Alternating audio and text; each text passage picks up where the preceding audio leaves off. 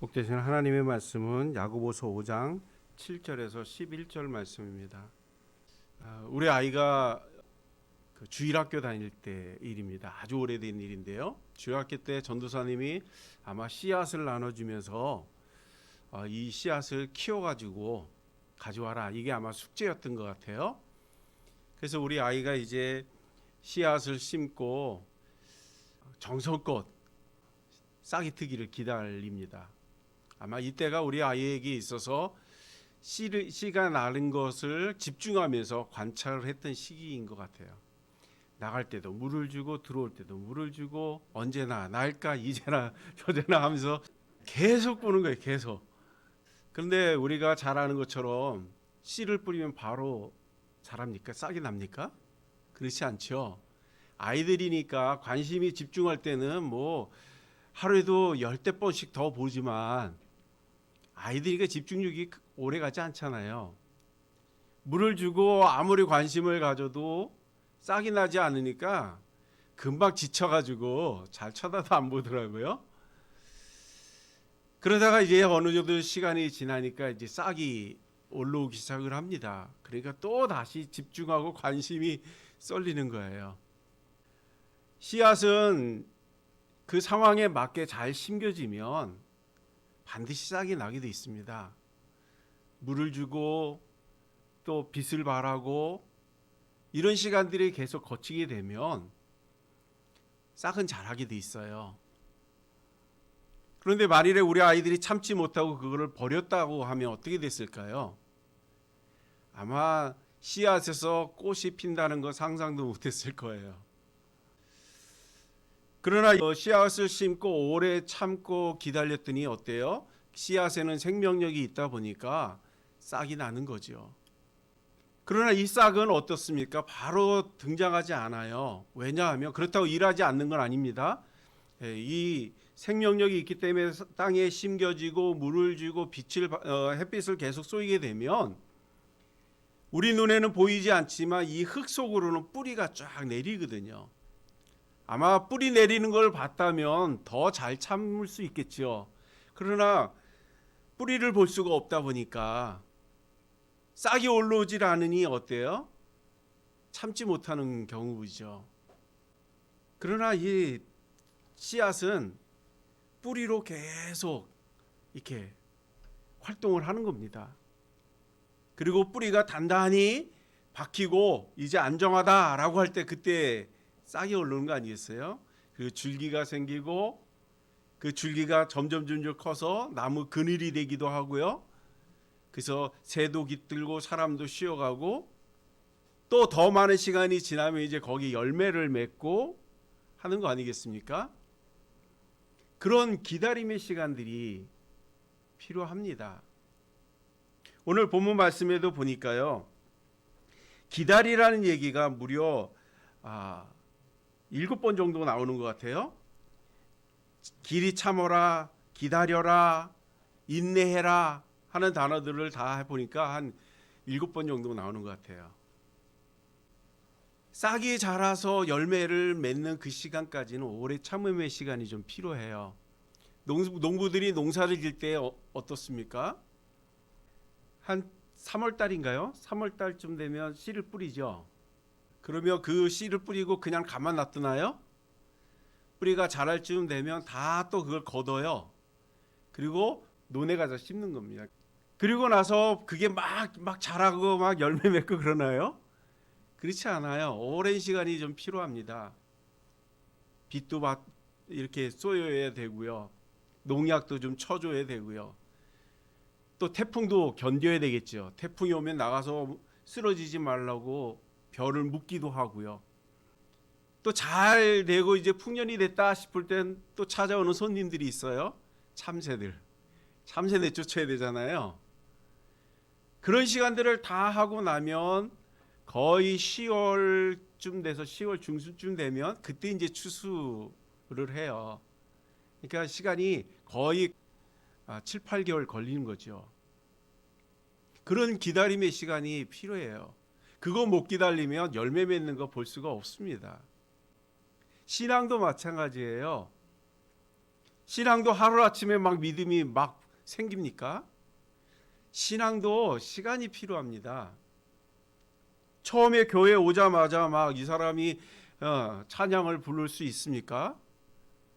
성경을 읽으면 막 이해가 되고 합니까? 그렇지 않습니다. 시간이 좀 필요해요. 어떤 분들은 10년도 넘게 걸리기도 해요. 그러나 잘 참고 인내할 때에 그 속에 이제 신앙이 싹 트는 거예요. 믿음이 싹 트는 거예요. 하나님이 어떤 분인지 그때부터 조금씩 알아간다는 거죠. 그러기에 우리의 믿음이 잘 자라지 않는다는 것 때문에 우리가 상처 입을 일이 아니고요. 기다림의 시간이라는 거죠.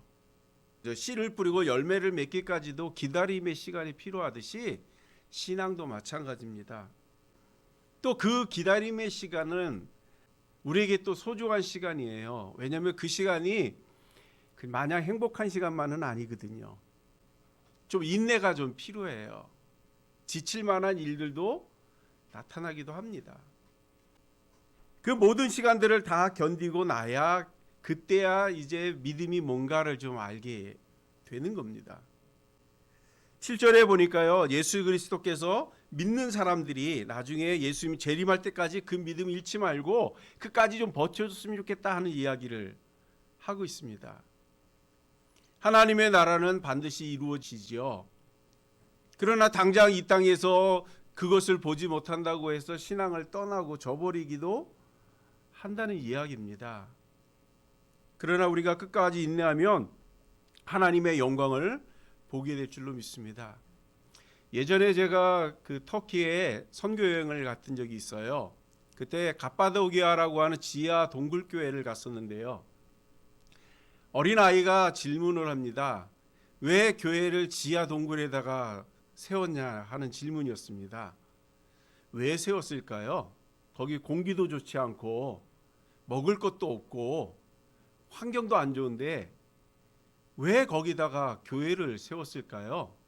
세울 만한 이유가 있었죠. 왜냐하면 그 교회를 세울 당시에 너무 심한 핍박이 있었습니다. 예수 믿는 사람들을 다 잡아다가 옥에 가두기도 하고 죽이기도 하고 노예에 팔기도 하고 노역에 맡기기도 하고 하는 일들이 있었어요. 자, 그러다 보니까 믿음을 갖고 있는 신앙인들이 계속해서 신앙을 유지하려고 하다 보니까 지하 동굴을 파고 그 속에 숨게 됐습니다. 자, 이 사람들은 신앙 지키기 위해서 땅을 파고 동굴 속에 들어가서 살게 됐는데 신앙 때문에 숨었으니까 당연히 교회를 짓겠지요. 예배를 드리는 겁니다.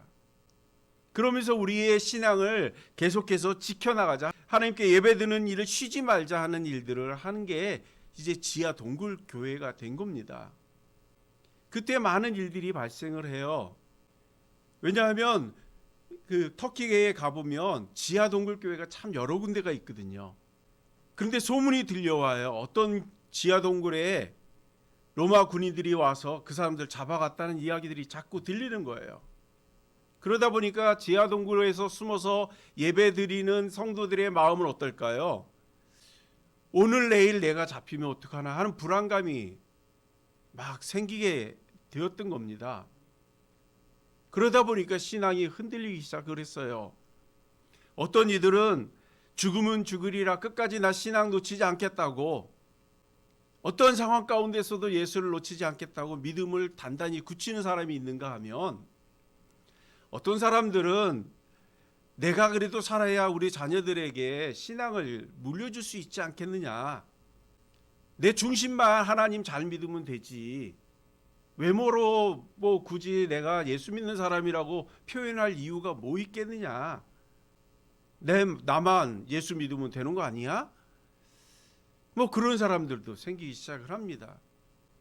그리고 또 어떤 사람들은 내가 이러다가 평생 땅 한 번 밟지 못하고 이 동굴에서 죽겠다 생각하니까 너무 마음이 찹찹한 거예요.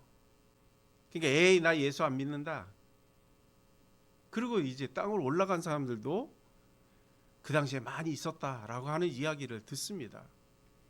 그도 그럴 것이 이제 이 핍박이 언제부터 언제까지 될 겁니다라고 했다면 그래도 좀 참고 인내할 수 있을 것 같아요. 그렇죠? 근데 핍박이 언제부터 언제까지 진행된다는 것을 알려주고 핍박을 하나요? 그걸 잘 몰라요. 그러다 보니까 어떤 이들은 신앙을 끝까지 지키는 사람도 있고, 어떤 사람들은 내가 땅에서 살지만 내 속으로만 예수 믿으면 되지, 뭐 그런 사람도 있고, 어떤 사람은 아예 예수님을 떠나는 일도 나타났어요. 근데 카타콤 시대만 그랬을까요? 그렇지 않아요. 위기가 찾아올 때마다 그런 일들이 벌어졌어요. 유럽에 패스트가 왔을 때에도 그랬었고요. 우리나라 일제 치하 때 예수 믿는 사람들 다 옥에 가두고 죽인다 할 때도 이런 일이 일어났어요. 오늘 코로나 시대에도 마찬가지죠. 오늘 코로나 시대에도 모양은 다르지만 똑같은 현상이 지금 벌어지고 있어요. 꼭 교회에서 예배만 드려야 돼? 내 마음이 예수 믿으면 됐지? 하는 일들도 나타나지 않아요? 만일에 언제부터 언제까지 핍박이 되고 그때 끝난다라고 하는 것을 알았다면 그래도 좀 많은 사람들이 참고 인내할 거예요. 그렇죠? 근데 그걸 모르다 보니까 베드로 같은 사람들이 많은 거예요. 베드로가 끝까지 잘 참잖아요. 그런데 이제 조금만 있으면 동이 틀 텐데 그 조금 못 참고 예수님을 3번 부인하고 닭이 울잖아요. 그리고 베드로가 얼마나 후회해요. 조금만 더 참았으면. 우리의 믿음 가운데에서도 인내가 필요합니다. 하나님을 바라보고 잘 참고 인내하는 은혜가 있기를 소망합니다. 그럴 때 우리의 믿음이 끝까지 지켜지고 하나님 앞에 영광으로 나타나게 될 줄로 믿습니다. 혹 우리 가운데에 고난이다, 아니면 힘든 시간들을 지금 보내고 있다라고 생각하고 있는 우리 성도님들이 계시다면 하나님 앞에 기도하는 은혜가 있기를 소망합니다. 그리고 잠잠히 하나님의 일하시는 것을 지켜보고 기다리는 은혜가 있기를 소망합니다. 그럴 때 반드시 열매가 맺혀질 줄로 믿습니다. 이스라엘 백성들이 출애굽했을 때에 이제 광야에 나와서 제일 먼저 맞닥뜨린 위기가 뭐였습니까? 뒤에서 막 애국 군대가 몰려오지요. 앞에는 홍해가 딱 가라막고 있지요. 이럴 때에 모세가 백성들에게 소리쳐 외치지요. 뭐라고 외치냐면 너희는 두려워하지 말고 가만히 서서 여호와께서 오늘 너희를 위하여 행하시는 구원을 보라. 너희가 오늘 애굽 사람을 영원히 다시 보지 못할 것이라고 이렇게 외치는 소리가 있습니다. 자, 지금 뒤에서 막 군대가 막 맹렬하게 쫓아오고 있어요. 앞으로 도망가려는데 홍해가 가로막고 있어요. 자, 하나님의 일을 보라고 하는 모세의 음성이 들립니다. 그랬을 때 모세의 외침이 우리의 마음속에 힘이 됩니까? 분명히 하나님의 하실 일을 보라고 하니까 하나님이 일하실 거예요. 그렇죠? 그러나 지금 백성들의 마음속은 지금 쫓아오는 군인이 두렵고요. 앞을 막고 있는 홍해가 무서운 거예요. 그렇기 때문에 모세의 이야기가 잘 들리지 않았을 거예요. 그렇다고 해서 이스라엘 백성들이 할 수 있는 일이 있었을까요? 할 수 있는 일도 없어요. 그럴 때 믿음의 사람들이 해야 할 일이 하나님을 바라보는 일입니다. 하나님을 바라보면 하나님이 일하세요. 물론 우리 눈에 보이지 않죠. 내가 이렇게 일할 거야 말씀하지 않기 때문에 보이지 않습니다. 그러나 우리가 아는 것처럼 홍해가 갈라지고 이스라엘 백성들이 홍해를 통해서 무사히 건너며 이제 다시 애굽 사람을 보지 못한다고 했는데 그들이 물에 다 잠기는 역사들이 나타나지 않습니까? 위기라는 건 그렇습니다. 고난이라는 건 그래요. 고난이 우리에게 찾아오고 위기가 우리에게 찾아오면 다른 것들이 보이지 않아요. 그러나 믿음의 사람들이 좀 다를 것이 있다면 그런 고난 가운데에서도 하나님을 바라본다는 거죠. 그럴 때 하나님께서 하시는 일들을 우리가 경험하게 될 줄로 믿습니다. 사랑하는 여러분, 우리 하나님의 은혜 안에서 그 은혜들을 경험하시는 저와 여러분이 되시길 주님의 이름으로 축복합니다. 우리가 잘 아는 고난의 사람 하면 떠오르는 사람이 누굽니까? 욥 아닙니까? 욥. 오늘 11절에도 말하고 있는데요. 욥은 인내의 사람이라고 이야기합니다.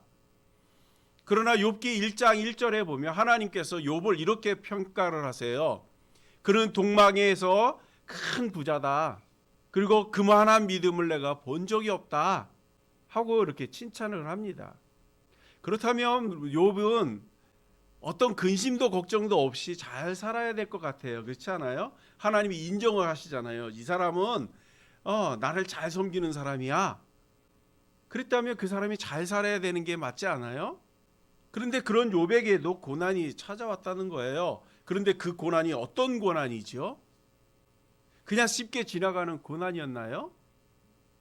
우리가 생각한 것보다도 더 엄청난 고난을 경험하게 됩니다. 그가 큰 부자였어요. 그렇죠? 그리고 자녀가 10명이나 됐다고 합니다. 그런데 한날 그 자녀들이 한 시간에 다 죽은 거예요. 그 소식을 아버지가 들었을 때 어떤 마음일까요? 내가 10명의 아이가 있는데 한 명만 다쳤다 그래도 마음이 편치 않지 않아요? 근데 이게 다친 게 아니라 10명이나 되는 아들, 딸들이 다 죽었다는 거예요. 마음이 어떨까요? 조금 있다가 몇 분 되지도 않은데 한 종이 달려와서 이야기합니다. 도적대들이 나타나서 당신의 가축들을 다 잡아갔다는 거예요. 모든 재산을 다 뺏겼다는 거예요. 완전히 거지가 된 거예요. 그랬을 때 욥은 어떤 마음이 들까요? 그쯤만 해도 그 욥의 마음은 우리가 보지 않아도 어떤 일을 알지 않겠습니까? 그런데 욥기 1장을 계속 읽다 보면 이런 내용이 나와요. 욥이 발바닥부터 정수리까지 종기가 나가지고요, 가렵기 시작을 하는데 얼마나 가려웠으면 질그릇으로 막 긁어도 시원치 않았다라고 하는 이야기가 나옵니다. 우리 모기만 물려도 잠 못 자잖아요. 근데 종기가 얼마나 심했으면 질긋 조각으로 긁어도 시원함을 느끼지 못할 정도라면 어느 정도였겠어요. 그러니까 옆에서 보다 못한 그 아내가 참 사랑스러운 아내 아니겠어요? 그 아내가 보다 못하니까 욥에게 이야기합니다. 하나님을 욕하고 죽어버렸으면 좋겠다고. 그리고 집을 나가버렸네요. 자, 우리 이만큼 경험을 하신 적 있습니까? 이 어려움을 경험해 보신 적 있으세요? 우리 욥만큼은 그렇게 고난을 경험해 본 적은 없죠. 또 멀리서 친구들이 위로하기 위해서 왔습니다. 이 친구들이 위로하러 왔으면 욥의 상태를 보고 안타까워하고 좀 어떻게 하면 이 힘든 시간들을 잘 극복할 수 있을지 좀 조언을 해줘야 되지 않아요? 그런데 이 친구들이 하는 얘기가, 야, 네가 이렇게 된 데는 다 뜻이 있다는 거예요. 하나님 잘 믿는다고 죄 없는 것처럼 그렇게 사람들한테 보이더니 하나님을 속일 수 있느냐고. 네가 죄가 많으니까 하나님이 벌하는 거 아니냐고. 오히려 욥을 막 다구칩니다. 그리고 네가 사람들을 많이 돕고 했는데 그게 본심이었냐고. 사람들에게 보이기 위해서 한 게 아니냐고. 사람들은 다 속아도 하나님은 속지 않는다고. 그러면서 이 욥을 얼마나 야단을 치는지요. 아마 욥이 친구들이 그런 이야기를 듣고, 야, 너희들 다 집에 가, 아마 그러고 싶은 심정이었을 것 같아요. 욥기를 쭉 읽다 보면 저도 그런 마음이 들거든요. 그런 이야기를 다 듣고 인내하는 거예요. 그러면서 욥의 마음속에 뭐가 있냐면 하나님을 향한 믿음이 흔들리지 않는다는 거예요. 자녀를 잃고 재산을 잃고 몸에 헌대가 나서 잠을 못 이루고 그런 시간을 보내면서도 욥은 하나님을 원망하지 않으세요. 주신 이도 하나님이고 걷어가시는 이도 하나님이기 때문에 오히려 하나님 앞에 영광을 돌립니다. 그 고난의 시간, 그 참음의 시간, 인내의 시간이 지나고 나니까 하나님이 그것을 인정하셨다라고 얘기합니다. 그리고 욥에게 찾아옵니다. 욥에 고백하지 않습니까? 우리 한번 욥기 한번 좀 찾아서 보죠. 욥기 42장 12절에서 15절 말씀입니다. 우리 같이 읽겠습니다. 시작.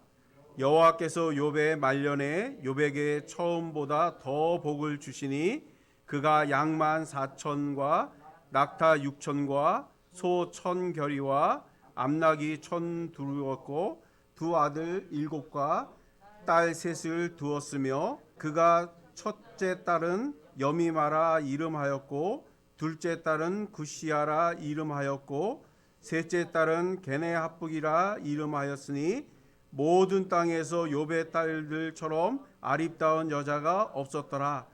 그들의 아버지가 그들에게 그들의 오라비처럼 기업을 주었더라. 아멘. 여기 보니까 잘 참고 인내하니까 하나님이 어떻게 하셨대요? 갑절의 축복을 주셨대요. 잃었던 것보다 2배의 축복을 주신 거예요. 그러나 욥은 이 갑절로 주신 하나님 앞에 영광을 돌리는 것이 아니라 오히려 이 고난을 통해서 감사하는 일이 있었다는 거예요. 그 감사의 일이 뭡니까? 욥기서 2장 5절에 보니까요. 내가 주께 대하여 귀로 듣기만 하였사오나 이제는 눈으로 뵙니다 라고 고백을 합니다.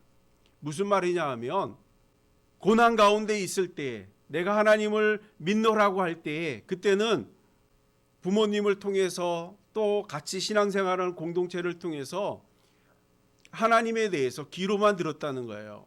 하나님 어떤 분이라고 하는 이야기만 들었다는 거예요. 그러나 이 고난의 시간을 지나면서 하나님이 하신 일들을 볼 때에 이제 듣던 하나님이 아니라 이제 눈으로 만날 수 있는 하나님을 내가 이제 봤다고, 그것이 큰 기쁨이고 은혜라고 고백하는 겁니다. 우리는 고난이 지나면 그 지난 거에 대해서 그리고 축복받은 거에 대해서만 이야기하지 않습니까? 그런데 욥의 고백 속에는 갑절의 축복은 별로 신경도 안 쓰는 것 같아요.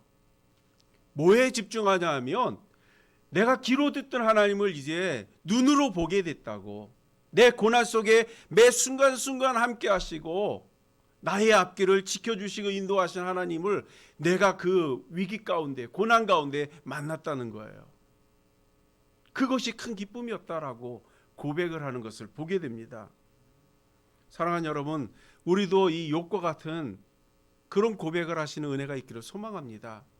고난이 찾아오면 그 고난이 너무 크다라는 것만 너무 집중하지 마시고 그것을 해결하실 하나님을 만나는 은혜가 있기를 주님의 이름으로 축복합니다.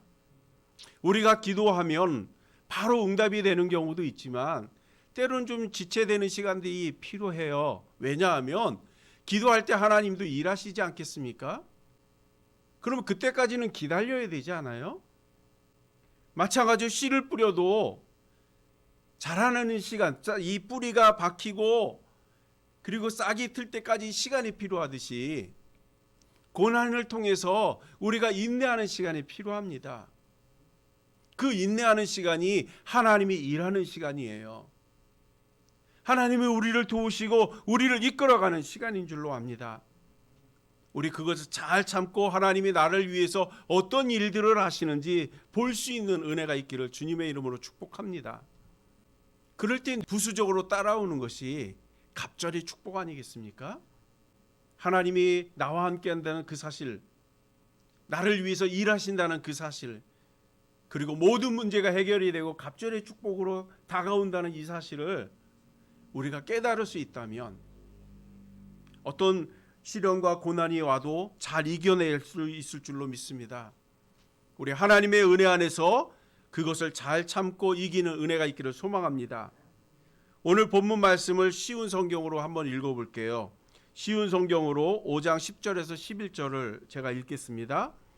형제 여러분, 주님이 말씀을 전하시던 예언자들을 본받으십시오. 그들은 많은 고난을 겪으면서도 오래 참았습니다. 그렇게 참아낸 자들을 우리는 복되다고 말하는 것입니다. 여러분은 욥의 인내에 대하여 들었을 것입니다. 모든 고난이 끝난 후 주님은 그에게 복을 주셨습니다. 우리는 주님이 얼마나 자비하시고 선하신 분인 줄 충분히 알 수 있습니다. 라고 쉬운 성경에 기록하고 있습니다. 하나님 우리에게 복 주기를 원하세요. 고난과 고통 속에서 힘겨워하고 지쳐하고 이렇게 의기소침해 있는 모습을 보기 위해서 우리에게 고난을 주시는 분이 아니에요. 그 고난을 통해서 하나님의 영광을 보고 욥과 같이 하나님과 동행하고 모든 것을 이겨나가기를 원하신다는 거지요. 또 그만한 고난과 고통은 하나님이 인정한 믿음이 있는 사람에게 주는 겁니다. 아무에게나 욥과 같은 고난과 시련을 주지 않으세요. 아무에게나 그런 고난을 주면 붙어날 사람이 있겠어요? 별것도 아닌 일로도 우리가 쉽게 삐지고 토라지고 싸우고 교회를 떠나는 일들이 비일비재한데요. 욥과 같은 고난을 주면 누가 교회에 남겠어요? 그렇죠? 믿음이 그만한 사람에게 이런 시련도 주는 거예요. 뿐만 아니라 우리가 고린도전서에서도 살펴본 것처럼 하나님이 우리에게 시련을 줘도 시험을 줘도 피할 만한 길을 다 예비하고 준다고 하지 않습니까? 우리 하나님 앞에 피하는 은혜가 있기를 소망합니다. 그리고 모든 고난을 이기고 승리하는 저와 여러분이 되시길 주님의 이름으로 축복합니다. 하나님 반드시 우리를 도우실 거예요. 고난을 이기고 우리에게 큰 상급을 허락해 주실 줄로 믿습니다. 그러기 위해서 우리가 훈련이 좀 필요해요. 말씀도 열심히 읽고 묵상해야 되고요. 기도 생활도 게을리해서는 안 됩니다. 계속해서 하나님을 만나는 시간이 필요합니다. 조금의 틈만 나면 하나님과 가까워지려고 노력하는 은혜가 있기를 소망합니다. 그래야 이런 어려운 시간이 와도 우리가 인내할 수 있습니다. 우리 잘 참고 인내하고 하나님 앞에 칭찬받는 그런 저와 여러분이 되시길 주님의 이름으로 축복합니다. 기도하겠습니다.